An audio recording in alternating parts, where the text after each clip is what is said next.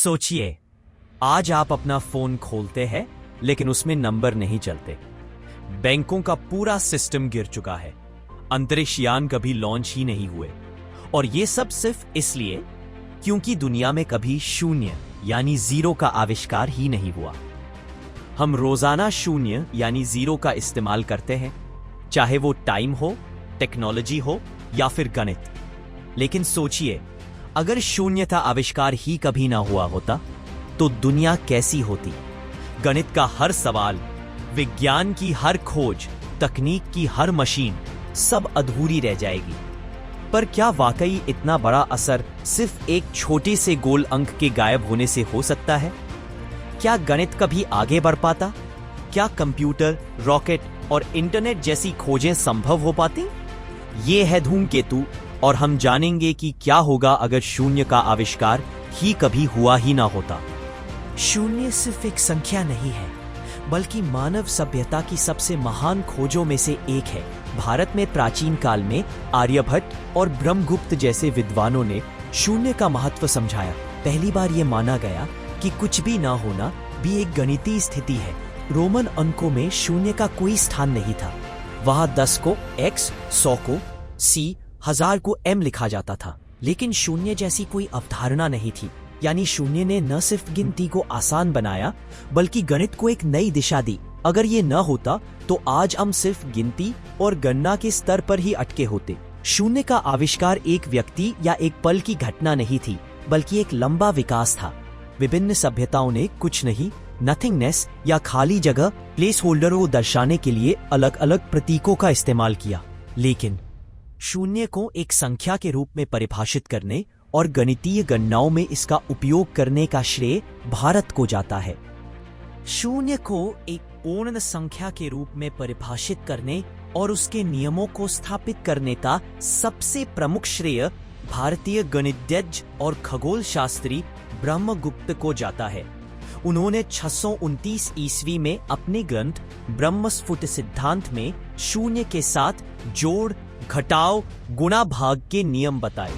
उन्होंने यह भी स्पष्ट किया कि किसी संख्या में शून्य जोड़ने या घटाने से वह संख्या नहीं बदलती, और किसी संख्या को शून्य से गुणा करने पर परिणाम शून्य ही आता है। ब्रह्मगुप्त से पहले महान भारतीय गणितज्ञ आर्यभट्ट ने 5वीं शताब्दी में अपनी पुस्तक आर्यभट्टीय में शून्य का उपयोग एक स्थानमान प्रणाली, प्लेस वैल्यू सिस्टम के रूप में किया था। हालांकि उन्होंने शून्य के लिए कोई विशेष प्रतीक नहीं दिया था, लेकिन उनके काम ने शून्य की अवधारणा को और मजबूत किया। भारतीय सभ्यता के अलावा बेबीलोनियाई और माया जैसी कुछ अन्य सभ्यताओं ने भी खाली जगह को दर्शाने के लिए प्रतीक बनाए थे। हालांकि वे इन्हें एक संख्या के रूप में नहीं देखते थे और इनका उपयोग गणितीय संक्रियाओं, मैथमेटिकल ऑपरेशंस के लिए नहीं करते थे।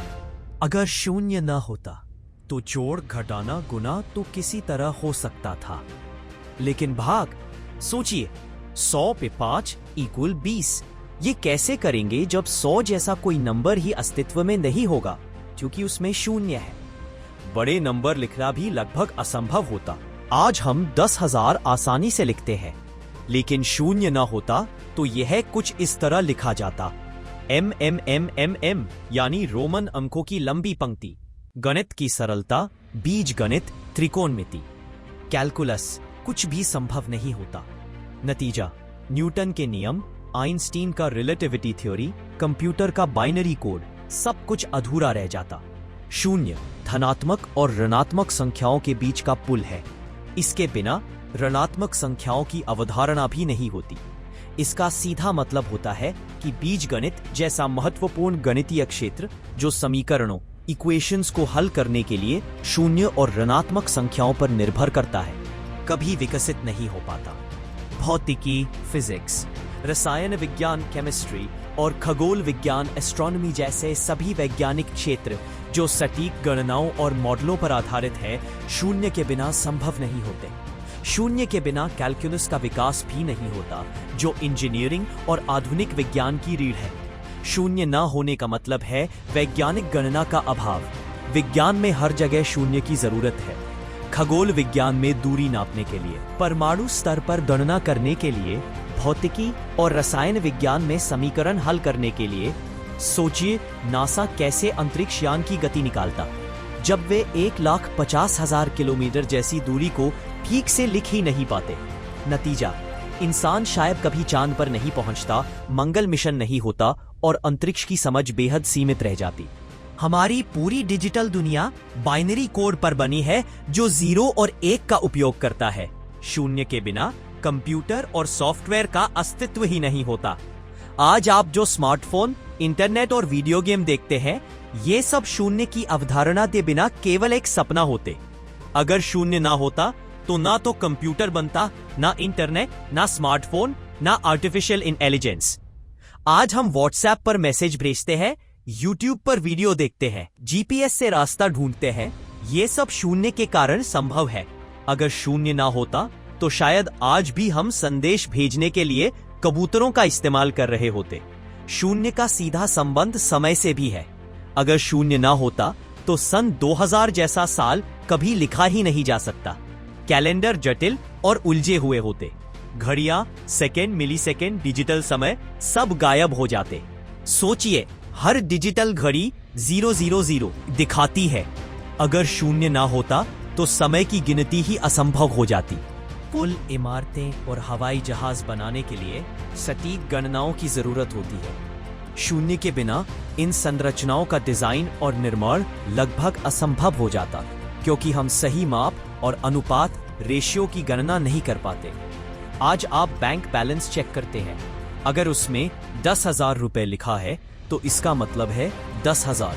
लेकिन अगर शून्य ही ना होता तो आप और बैंक दोनों सिर्फ X और C जैसे चिन्हों से रकम का हिसाब रखते। मुद्रा, लेखा जोखा, स्टॉक मार्केट, डिजिटल ट्रांजैक्शन, सब कुछ ठप। आधुनिक अर्थव्यवस्था कभी जन्म ही नहीं ले पाती। तो अगर शून्य का आविष्कार कभी ना हुआ होता तो दुनिया शायद आज भी गिनती, लेन देन और साधारण गणित में ही उलझी होती। न विज्ञान होता, न तकनीक, न अंतरिक्ष की खोज। इंसान चांद तारों को सिर्फ आंखों से निहारता, लेकिन कभी उनकी दूरी नाप नहीं पाता। आज की पूरी सभ्यता शून्य के बिना अधूरी होती। इसलिए हम कह सकते हैं कि शून्य सिर्फ एक अंक नहीं, बल्कि मानव सभ्यता का सबसे बड़ा आधार है। और अगर शून्य ना होता तो हमारी दुनिया वैसी कभी ना होती जैसी आज है। गणित में शून्य से भाग करने पर इसका कोई निश्चित उत्तर नहीं होता। यह असंभव क्यों है? लेकिन यह कहानी होगी हमारे अगले धूमकेतु की। और ऐसे ही मजेदार वीडियो के लिए लाइक और सब्सक्राइब करें।